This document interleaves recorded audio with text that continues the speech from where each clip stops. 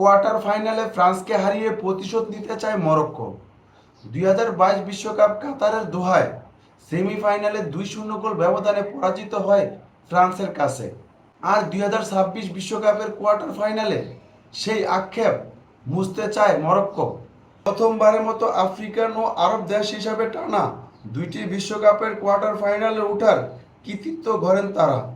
Knockout পর্বে Netherland এবং সহকারী আয়োজক দেশ কানাডাকে ৩-০ গোল ব্যবধানে হারিয়ে তারা কোয়ার্টার ফাইনাল নিশ্চিত করে। ২০২৬ চলতি বিশ্বকাপে ফ্রান্স যেভাবে দুর্দান্ত ফর্মে আছে, ৫ ম্যাচের মধ্যে ৫টিতে জয় পেয়েছে ফ্রান্স, ১৪ গোলের বিপরীতে ২টি গোল হজম করেছে।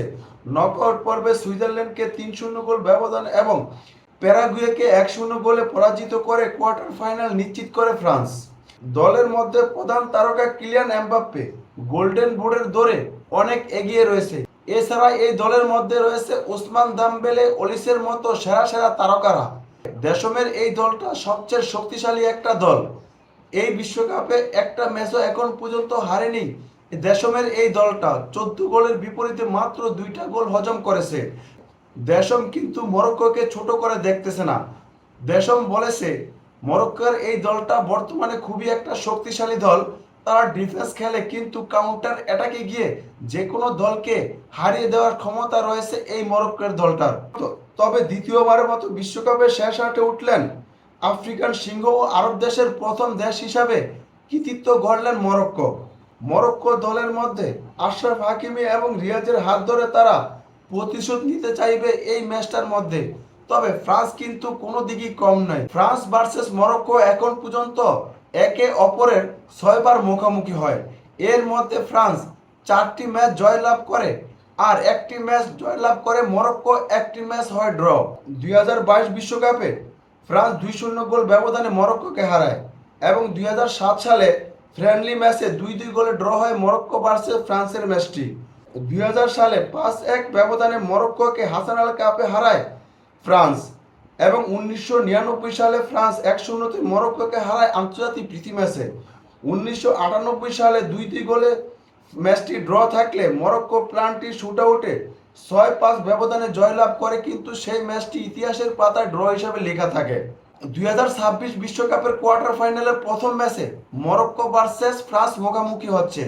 তবে দুই দলই আশাবাদী যে তারা জয়লাভ করবে, কিন্তু দুই দলের বিচার বিশ্লেষণ এবং পরিসংখ্যান দেখলে বোঝা যাচ্ছে ফ্রান্স থেকে মরক্কো একটু পিছিয়ে রয়েছে। মরক্কো টানা ২ বিশ্বকাপে যেভাবে পারফরমেন্স করতেছে, এই মরক্কো কিন্তু ২০২২ সালে ফ্রান্সের কাছে সেমিফাইনালে হেরে বিদায় নিয়েছিল। আবারও কিন্তু কোয়ার্টার ফাইনালে দেখা হলো ফ্রান্স ভার্সেস মরক্কো। মরক্কো কি পারবে এবার তাদের সেই আক্ষেপ মোচন করতে?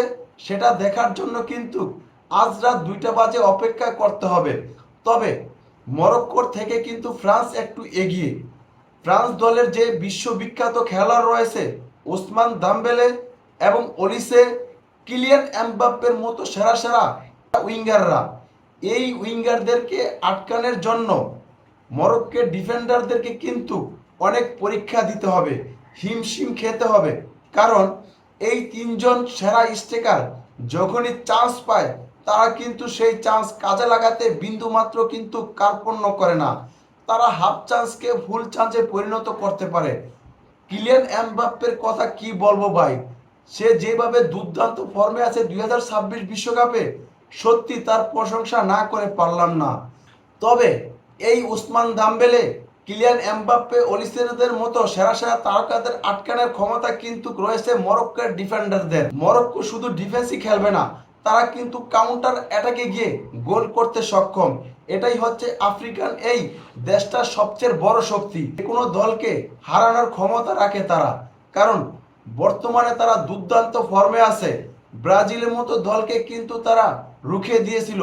সেই ম্যাচটা ড্র করতে সক্ষম হয়েছিল ব্রাজিল মরক্কোর সাথে। তারপরে থেকে কিন্তু মরক্কোর আর পিছে তাকাতে হয়নি। তারা কিন্তু ব্যাক টু ব্যাক প্রতিটা ম্যাচ জয়লাভ করতেছে। সেই ক্ষেত্রে ফ্রান্সও কিন্তু কম নয়, তারাও কিন্তু 5টা ম্যাচের মধ্যে 5টাই জয়লাভ করেছে। ফ্রান্স ভার্সেস মরক্কোর ম্যাচটা একটা হাই ভোল্টেজ ম্যাচ।